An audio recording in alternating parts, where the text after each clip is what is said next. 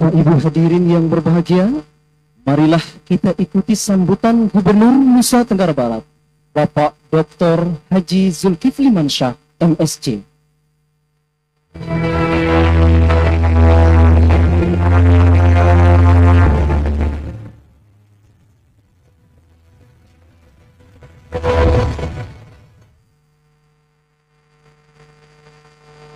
Bismillahirrahmanirrahim. Assalamualaikum warahmatullahi wabarakatuh. Alhamdulillah rabbil alamin, walladzi arsala rasulahu bil huda wa dinil haqq liyuzhirahu 'ala ad-din kullihi wa kafaa billahi shahida. Asyhadu an la ilaha illallah wa asyhadu anna Muhammadan abduhu wa rasuluhu la nabiyya ba'da. Allahumma salli ala Sayyidina Muhammad wa ala alihi wa sahbihi ajma'in.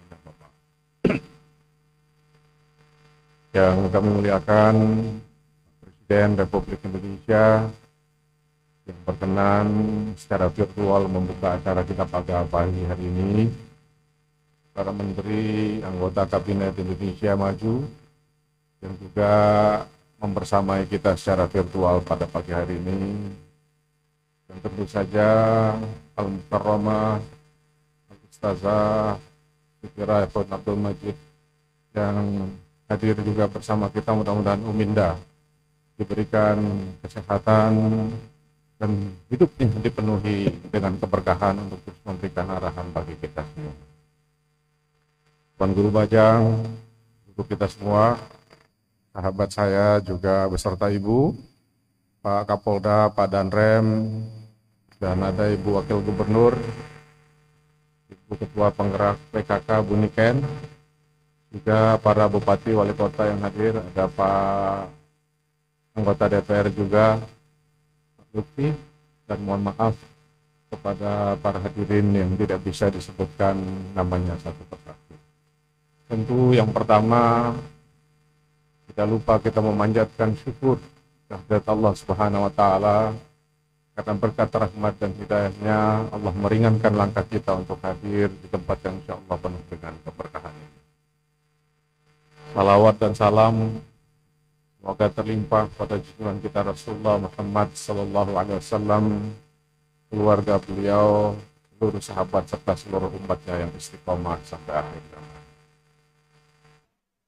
Hadirin yang saya muliakan, belum 2 tahun ketika pertama kali kita disapa oleh coronavirus disease ini,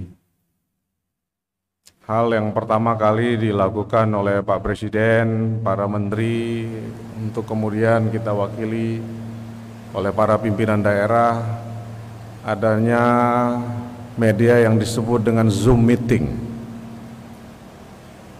Awalnya kenal kata Zoom aja masih susah kita, tapi 2 tahun terakhir budaya meeting secara Zoom hampir kita lakukan setiap minggu, bahkan setiap hari, sehingga orang sangat familiar dengan Zoom ini untuk kemudian bisa memaksimalkan tanpa harus kita datang ke Jakarta, orang Jakarta datang ke tempat kita, tapi dengan Zoom meeting banyak masalah selesai dalam waktu yang singkat.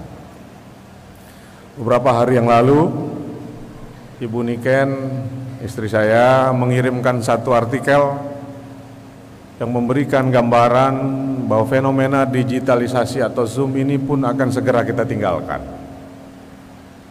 Akan ada satu era yang disebut dengan metaverse, beyond Zoom, beyond digitalization, di mana nanti orang seperti Tuan Guru Bajang mungkin fisiknya ada di Pancor, tapi dengan alat tertentu yang beliau gunakan, beliau mampu mengunjungi seluruh daerah di cabang-cabang NWDI tanpa fisiknya harus meninggalkan Pancor, tapi kehadirannya bisa dirasakan di sana.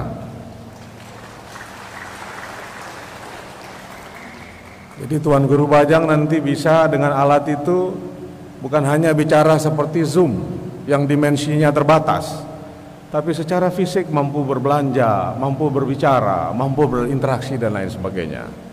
It is the era called metaverse. Jadi Pak Kapolda nggak harus ke Bima, Pak Danrem nggak harus ke Dompu, tapi sudah bisa berinteraksi sebagaimana kita tonton dalam film Avatar dulu. Ketika Facebook melakukan rebranding dengan nama baru Meta, maka saat itulah kita siap memasuki area baru yang disebut dengan metaverse ini. Kenapa ini sengaja saya sampaikan? Karena tanpa kita sadari dunia sedang berubah dan bergerak menuju ke arah yang kita tidak pernah prediksi sebelumnya. Ada ahli-ahli di Belanda ketika melihat perubahan lingkungan di mana kita berada ini mulai menghitung umur sebuah organisasi untuk eksis di muka bumi ini. Untuk eksis, hadir, memberikan manfaatkan, menghadirkan kemaslahatan bagi masyarakat tidak gampang bagi sebuah organisasi. Ada organisasi yang hidupnya lebih dari 700 tahun. Ada yang umurnya 600-500 tahun eksis di muka bumi ini. Tapi sebagian besar organisasi di era sekarang usianya di bawah 5 tahun.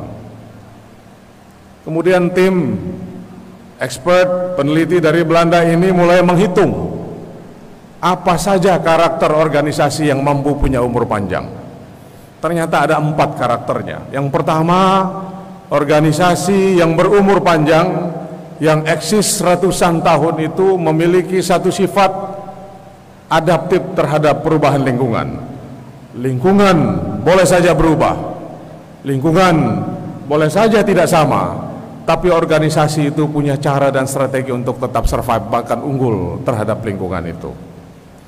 Yang kedua, organisasi yang eksis berumur panjang itu bukan hanya mampu adaptif terhadap perubahan, tapi punya persona, punya identity, sehingga ketika orang merasa berada di dalamnya, melihat dari luar, mereka tahu bahwa organisasi ini punya karakter tersendiri yang tidak dimiliki oleh organisasi lain.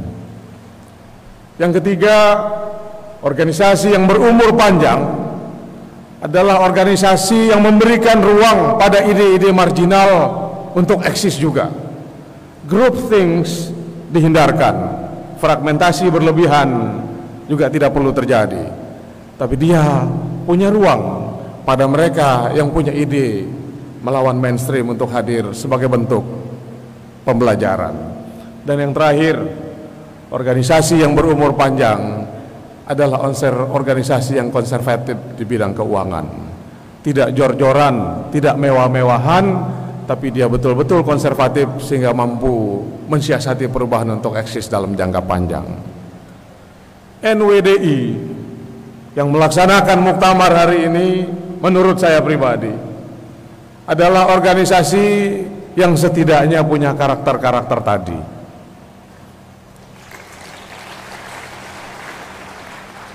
Selamat datang Pak Bupati, Pak Tuan Guru Bajang, ini Pak Bupati Dompu, kami bersama kemarin, dan beliau memesankan saya untuk insya Allah jangan sampai nggak datang di acara NWDI karena beliau juga akan hadir dari Pulau Sumbawa.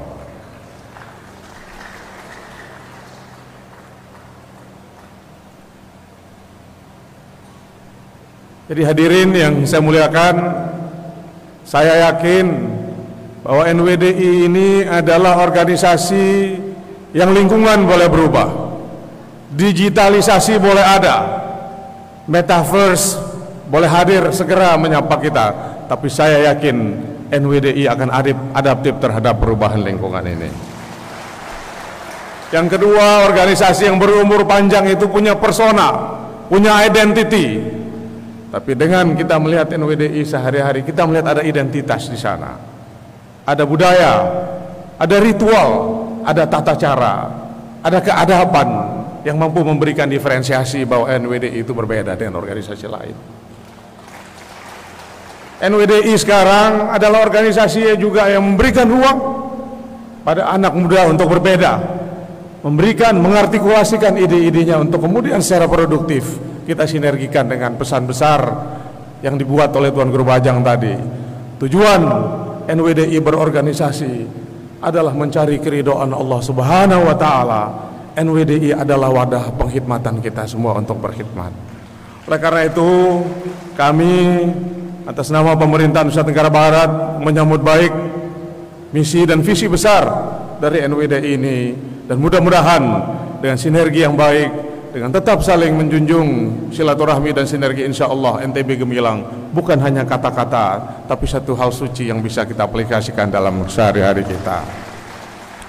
Terakhir, ada orang tua yang khusus, Ibu Wagub, menyampaikan pesan pada saya sebelum Pak Gubernur menutup pidatonya. Tolong bacakan 2 penggalan wasiat ini. Mudah-mudahan para peserta muktamar bisa menginternalisasi pesan yang luar biasa ini untuk tetap mengingat beliau. Umat muhtadin akan selalu berziarah di NWDI induk madrasah secara dharirah dan ruhaniyah, membawa berkat dan sinar Ka'bah. Berbondong-bondong, berfirqah-firqah setiap waktu dan setiap saat, banjiri pancor menuju madrasah seakan kita menuju kota Ka'bah Baitullah. Demikianlah, billahi taufiq wal hidayah. Assalamualaikum warahmatullahi wabarakatuh.